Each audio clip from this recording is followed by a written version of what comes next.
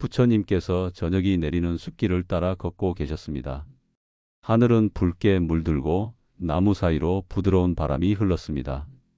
제자 아난다가 조용히 옆에서 걷다 말없이 물었습니다. 부처님, 왜 어떤 인연은 아무리 붙잡아도 자꾸만 손에서 미끄러지는 것입니까? 좋았던 시절이 분명 있었는데 지금은 그 사람과 함께 있는 것조차 괴롭습니다. 부처님께서는 걸음을 멈추시고 한 나무 아래 앉으셨습니다. 그리고 조용히 말씀하셨습니다. 아난다야, 그대는 강물에 피는 연꽃을 본 적이 있느냐? 물이 맑을 때는 꽃이 곱게 피어나지만 물이 탁하면 꽃도 고개를 숙인다. 인연도 이와 같다.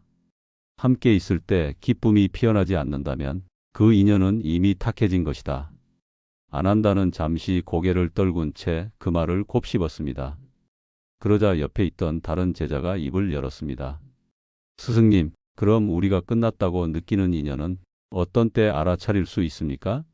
어떤 신호가 보일 때 우리는 그 인연을 손에서 놓아야 합니까? 부처님께서는 하늘을 바라보며 고요하게 대답하셨습니다. 그 인연을 지키기 위해 그대가 자꾸만 작아지고 상처받고 자신을 잃어간다면 그때가 바로 놓아야 할 때이다. 미련을 가진 채 버티다 보면 마음은 더욱 아파지고 삶은 무거워진다. 그 말씀을 들은 제자들은 각자의 얼굴에 무거운 생각이 내려앉았습니다.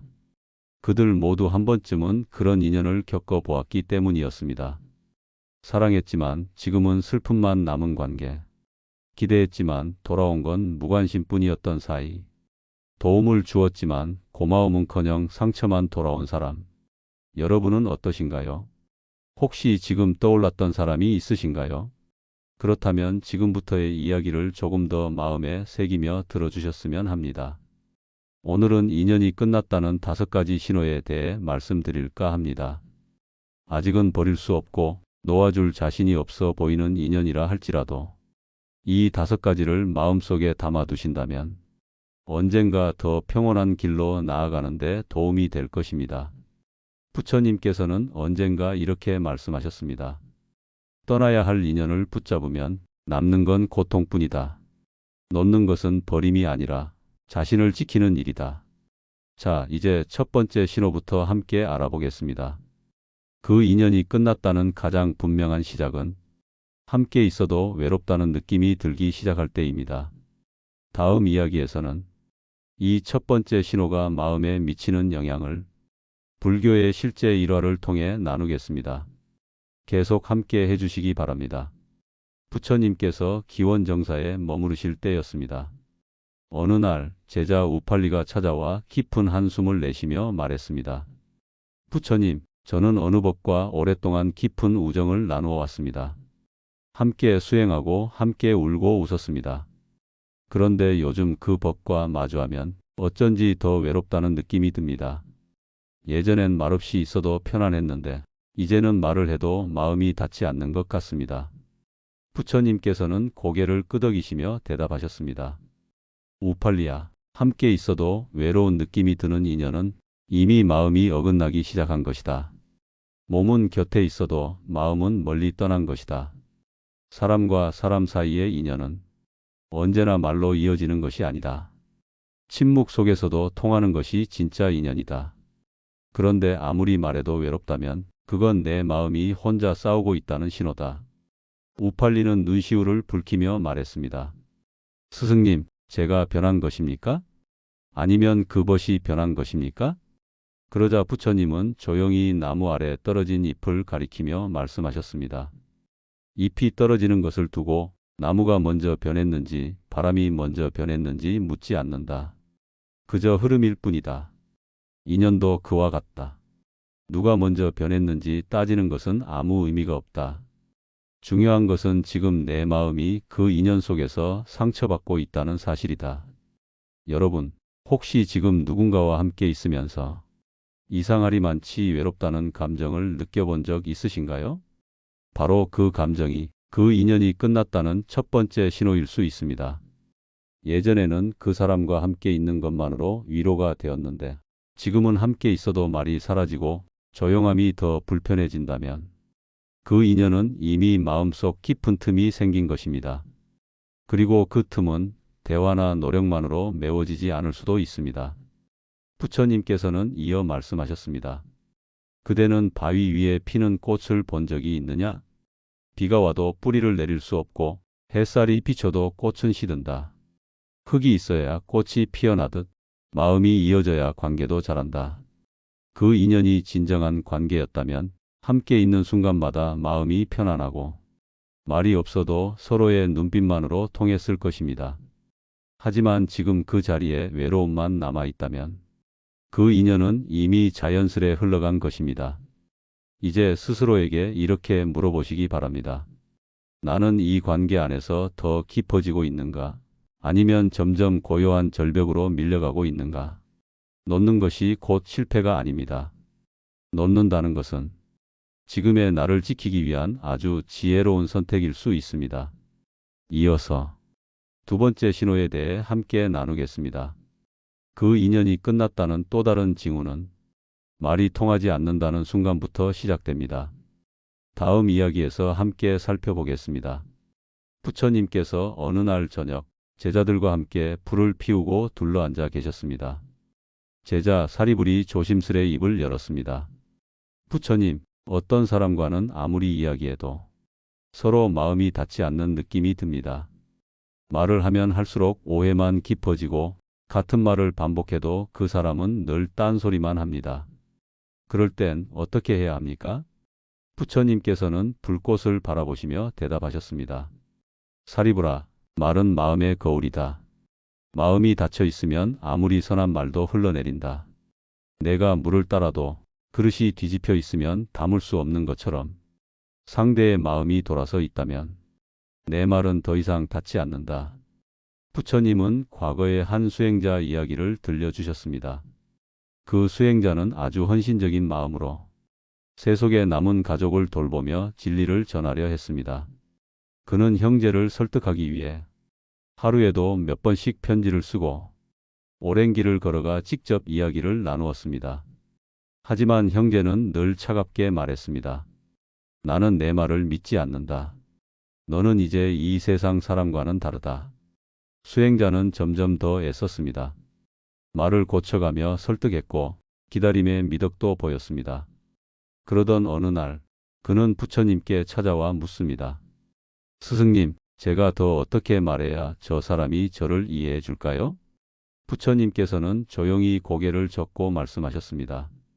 그대는 이미 할 수 있는 말을 다 했다. 그대의 말이 닿지 않는다면 그것은 그 사람의 마음이 이미 그대와 다른 곳을 보고 있기 때문이다. 말은 다리가 되어야 하지만 그 다리가 허공에 놓였다면 아무 의미가 없다. 여러분, 혹시 지금 여러분도 비슷한 경험을 하고 계신가요? 아무리 이야기해도 내 진심이 전달되지 않고 설명하면 할수록 더 오해를 사는 사람. 그런 인연은 어느새 말이라는 다리가 끊겨버린 관계일 수 있습니다. 말이 통하지 않는다는 것은 단순히 대화가 안 되는 것이 아니라 서로의 마음이 다른 방향을 보고 있다는 뜻입니다. 그리고 그때부터는 내가 하는 모든 말이 그 사람에게는 불편함이나 비난처럼 들릴 수도 있습니다. 부처님께서는 이어 이렇게 말씀하셨습니다. 더 말하면 더 상처받을 것이고 더 설명하면 더 오해받을 것이다. 그때는 침묵이 지혜이며 침묵이 노음이다. 진심은 반드시 말로 다 전해지지 않습니다. 진심을 알아보려는 마음이 없으면 아무리 많은 말을 쏟아도 그 사람은 당신의 진심을 외면할 뿐입니다. 지금 내가 말하고 있는 그 사람이 내 마음을 이해하려 하지 않고 계속해서 왜곡하고 되려 상처 주는 말로 대받아친다면 그 인연은 이미 끝을 향해 가고 있는 것입니다. 다음 시간에는 세 번째 신호를 살펴보겠습니다. 내가 늘 혼자 애쓰고 있다는 느낌이 들 때, 그 순간 우리는 어떤 선택을 해야 할지 불교의 지혜로 풀어드리겠습니다. 다음 날 아침 부처님께서는 나란다 성 박숫가에 앉아 명상을 하고 계셨습니다. 제자 아난다가 조용히 다가와 무릎을 꿇고 앉았습니다. 잠시 침묵을 지키던 아난다가 말했습니다. 부처님, 어떤 사람과의 인연 속에서 저는 늘 저 혼자만 애쓰고 있다는 생각이 듭니다. 제가 먼저 안부를 묻고, 제가 먼저 찾아가고, 제가 먼저 잘 지내자고 손을 내밉니다. 그 사람은 늘 당연하다는 듯 받고만 있습니다. 그러다 보니 제 마음은 점점 지쳐갑니다. 부처님께서는 안한다를 바라보며 고개를 끄덕이셨습니다. 안한다야, 세상에 물을 주는 자는 있지만 물을 받아주는 땅이 있어야 꽃이 피어난다. 너 혼자만 애쓰는 인연은 너의 물만 계속 소모되는 것이다. 언젠가 너의 샘도 마르게 될 것이다. 부처님은 오래전 한 여인의 이야기를 꺼내셨습니다. 그 여인은 남편을 위해 새벽마다 물을 깃고 아이들을 위해 옷을 짜며 시부모를 위해 늘 웃는 얼굴로 살았습니다. 그러나 그녀는 단 한 번도 누군가에게 고맙다는 말을 듣지 못했습니다. 하루는 그녀가 절에 찾아와 부처님께 물었습니다. 스승님, 저는 매일 최선을 다하는데 왜 제 주변은 더 각박해지기만 합니까? 왜 아무도 저를 바라봐 주지 않습니까? 부처님께서는 조용히 말씀하셨습니다. 그대는 연등처럼 살고 있구나. 누군가의 길을 비춰주지만 정작 자신은 타들어가고 있다. 그렇게 사는 인연이라면 그것은 연민이 아니라 집착일 수 있다. 여러분, 혹시 지금 이 방송을 들으시는 분 중에도 이런 감정을 안고 사시는 분이 계시지 않습니까? 항상 내가 먼저 마음을 전해야 하고 상대는 무관심하거나 고마움조차 모른 채 그저 나의 수고를 받아만 가는 관계. 그 인연은 함께 걷는 인연이 아닙니다. 그저 끌려가는 인연일 뿐입니다. 불교에서는 이를 일방 집착의 고통이라 합니다. 관계를 유지하기 위해 한 사람만 애쓰게 될 때 그 안에는 이미 균형이 깨진 것입니다. 마치 저울의 한쪽만 무겁게 눌린 채 다른 한쪽은 공허하게 붕 떠 있는 모습과 같습니다. 부처님께서는 이런 말씀도 하셨습니다. 모든 관계는 두 걸음으로 이어진다. 한 걸음을 건네면 다른 한 걸음이 다가와야 한다. 그렇지 않으면 그것은 인연이 아니라 짐이다. 누군가에게 사랑을 주는 것은 아름답습니다. 그러나 내가 계속해서 스스로를 소진하면서까지 주는 사랑은 더 이상 건강한 관계라 할 수 없습니다. 한번 진지하게 물어보십시오. 이 인연을 위해 나는 얼마나 희생했고 그 사람은 과연 나의 희생을 알아주었는가? 그 대답이 떠오르지 않는다면 이미 그 인연은 당신의 마음을 다 갉아먹고 있는 중일 수 있습니다. 이어서 5가지 신호 중 4번째. 바로 존중받지 못하는 느낌에 대해 이야기 드리겠습니다. 이 부분은 특히 오래된 관계일수록 무뎌지기 쉽지만 가장 상처가 깊어지는 지점이기도 합니다. 다음 이야기에서 함께 나누겠습니다. 부처님께서 왕사성 인근을 지나시다가 한 노인을 만나셨습니다. 그 노인은 부처님의 발 아래 엎드리며 말했습니다. 부처님, 저는 일생을 가족을 위해 살았습니다. 하지만 이제는 저를 하찮게 여기고 저의 말을 무시하고 존재를 대수롭지 않게 대하는 사람들 속에서 하루하루가 너무나 쓸쓸합니다. 부처님께서는 조용히 노인을 일으켜 세우며 말씀하셨습니다. 그대는 그대의 삶을 존엄하게 살아왔구나. 그러나 지금 그대가 겪는 외면과 무시는 그대가 부족해서가 아니라 그대가 당연한 존재가 되어버렸기 때문이다. 그리고 부처님은 제자들에게 말씀하셨습니다. 존중은 인연을 지탱하는 기둥이다. 기둥이 무너지면 집도 무너진다. 인연도 마찬가지다. 상대를 낮추고 무시하고 존재의 가치를 희미하게 여기는 순간 그 인연은 이미 뿌리가 말라버린 것이다. 한 제자가 물었습니다. 부처님, 우리는 서로를 존중하고 있다고 생각했는데 어느 날 상대가 나를 낮춰보고 있다는 걸 깨달았을 때 어떻게 해야 합니까? 부처님께서는 대답하셨습니다. 그대가 상대에게 존중받지 못하고 있다는 것을 자주 느낀다면 그 인연은 더 이상 그대를 살리는 인연이 아니다. 존중은 눈빛에 담기고 말투에 깃들며 사소한 행동 속에서 드러난다. 그 작은 것들이 쌓여야 진짜 인연이다. 여러분, 혹시 지금 곁에 있는 사람과의 대화 속에서 당신의 말이 무시되거나 당신의 감정이 하찮게 여겨지거나 당신의 의견이 늘 가볍게 흘려지는 경험을 반복하고 있지는 않으신가요? 이런 인연은 마음을 조금씩 깎아냅니다. 처음엔 사소한 눈치였지만 나중에는 점점 말이 줄고 존재마저 작아지는 느낌을 받게 됩니다. 불교에서는 상대를 존중하는 마음을 자비심이라 합니다. 자비란 상대를 불쌍히 여긴다는 의미가 아니라 그 존재의 본래 가치를 알아보고 그 가치를 소중히 여기는 것입니다. 그러나 그 자비심이 오랫동안 나에게만 있고 상대에게는 없을 때 그 인연은 결국 고통의 원인이 됩니다. 부처님께서 말씀하셨습니다. 존중은 두 사람 사이의 거리를 조절하는 지혜다. 그 거리를 무시하면 언젠가 마음이 멀어지게 된다. 한 번쯤 생각해 보시기 바랍니다.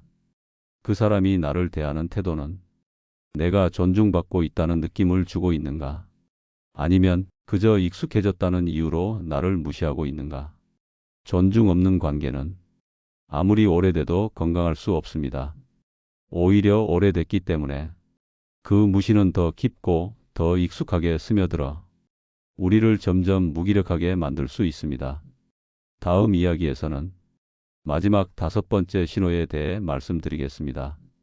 그 인연이 끝났다는 가장 결정적인 순간, 바로 함께 있음에도 불행하다고 느껴질 때입니다.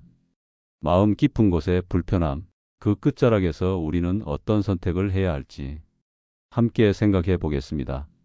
부처님께서 제자들과 함께 고요한 산중을 걷고 계실 때였습니다. 그 길에서 한 여인이 울고 있었습니다. 눈물로 범벅된 얼굴로 부처님께 절하며 말했습니다.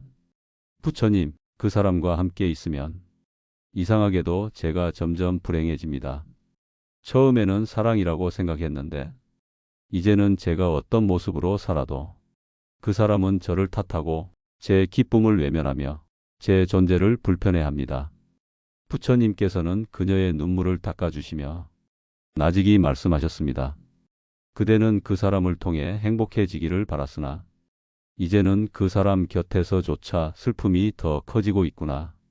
그 인연은 그대의 삶을 지탱하는 것이 아니라 깊은 어둠으로 이끌고 있다. 그렇다면 놓아야 한다. 마음이 무너지는 인연은 더 이상 인연이라 부를 수 없다. 부처님께서 제자들에게 하신 이 말은 오랜 세월이 지난 지금까지도 사람들 사이에 깊이 남아 있습니다. 함께 있어도 고통이 많고 홀로 있을 때보다 더 외롭고 내 마음이 점점 가라앉는다면 그 인연은 이미 끝난 것이다. 여러분, 이 말이 지금 당신의 마음을 두드리고 있다면 한 번쯤 깊이 생각해 보셔야 합니다.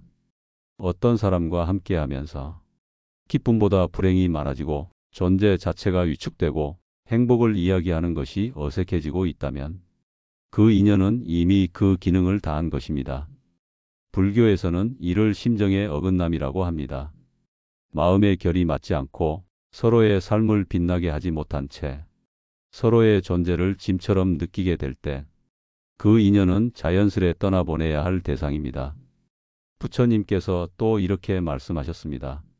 그대가 그대 자신으로 있지 못하고 늘 움츠러든 모습으로 관계를 이어가고 있다면 그대는 인연을 유지하는 것이 아니라 고통을 지속하고 있는 것이다. 행복이란 스스로 피워야 하는 것이지만 함께 있는 사람의 영향은 결코 작지 않습니다. 그 사람과 함께 있을 때 당신은 더욱 밝아지는가? 아니면 점점 빛을 잃어가는가? 그 사람과 나누는 말이 희망을 주는가? 아니면 상처를 깊게 하는가? 그 차이는 삶 전체의 방향을 바꾸기도 합니다. 존재만으로도 불안해지는 인연이라면 그 인연은 당신의 삶을 막고 있는 장애일 수 있습니다. 좋은 인연은 함께 있을 때 더 편안해지고 홀로 있을 때도 그 여운이 따뜻하게 남습니다. 부처님께서 말씀하셨습니다. 인연이란 함께 걷는 길이 평온해야 한다. 걸음마다 고통이 있다면 그 길은 이미 끝난 것이다. 이제 마지막 이야기를 준비하며 그 5가지 신호를 통해 우리가 어떤 인연을 끊어내야 하고 또 어떤 인연을 기다려야 하는지 마무리 지어 드리겠습니다. 마지막 이야기까지 함께 해 주시길 바랍니다. 부처님께서 제자들과 함께 강가에 머무르실 때였습니다. 그곳에서 하루를 마치고 명상 중이던 부처님께 제자 안한다가 조심스럽게 다가왔습니다. 부처님, 오늘 말씀해 주신 5가지 신호를 들으며 제 마음속에 많은 얼굴이 떠올랐습니다. 하지만 저는 여전히 그들을 놓지 못하고 있습니다. 미련이 남아서인지 혹은 두려워서인지 끊는다는 것이 너무 어렵습니다. 부처님께서는 아난다의 눈을 바라보며 부드럽게 말씀하셨습니다. 아난다야, 놓는다는 것은 단절이 아니라 해탈이다. 미련은 집착의 또 다른 이름이고 두려움은 아직 내 마음이 내 삶을 살지 못하고 있다는 증표이다. 그리고 나직하게 덧붙이셨습니다. 떠나야 할 인연을 끌어안고 있는 자는 이미 떠나 있는 사람보다 더 고독하다.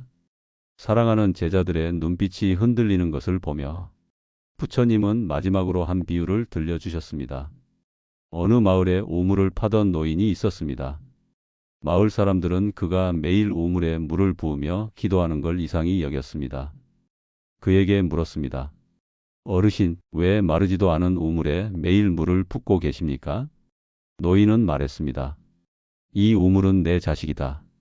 내가 애써 퍼올린 물을 다시 부으면 언젠가는 이 우물도 나를 사랑할 것이다.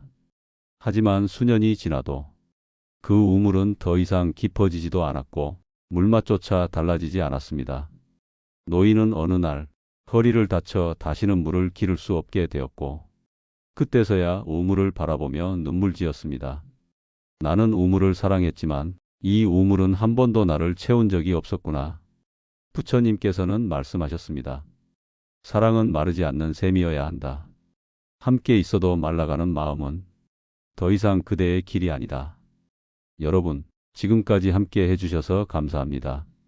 오늘 우리는 함께 있어도 외롭고 말이 통하지 않으며 나만 애쓰고 존중받지 못하고 함께 있어도 불행하다는 5가지 신호를 통해 끝이 다가온 인연을 알아보는 시간을 가졌습니다. 혹시 지금 이 순간 당신의 마음속에 계속해서 떠오르는 얼굴이 있다면 그 인연을 더 붙잡아야 하는지 아니면 이제는 손을 놓아야 하는지 자신에게 조용히 물어보시길 바랍니다. 불교에서는 무상을 말합니다. 모든 것은 변하고 어떤 것도 영원하지 않다는 진리입니다. 그러므로 떠나는 것도 놓는 것도 자연입니다. 이 방송이 당신이 이제는 미련 없이 놓아야 할 인연을 조용히 보내는데 작은 힘이 되었기를 바랍니다. 좋은 인연은 억지로 붙잡지 않아도 다시 돌아오고 소중한 인연은 당신이 당신답게 살아갈 때 저절로 찾아옵니다. 오늘 이야기가 도움이 되셨다면 댓글로 당신의 마음을 나눠주셔도 좋습니다. 구독과 좋아요는 이런 이야기를 계속 이어가는 데 큰 힘이 됩니다. 다음 시간에는 진짜 인연은 이렇게 옵니다 라는 주제로 부처님과 한 젊은 수행자의 인연 이야기를 들려드릴까 합니다. 더 깊고 따뜻한 이야기로 다시 찾아뵙겠습니다. 고맙습니다. 마음의 평온이었습니다.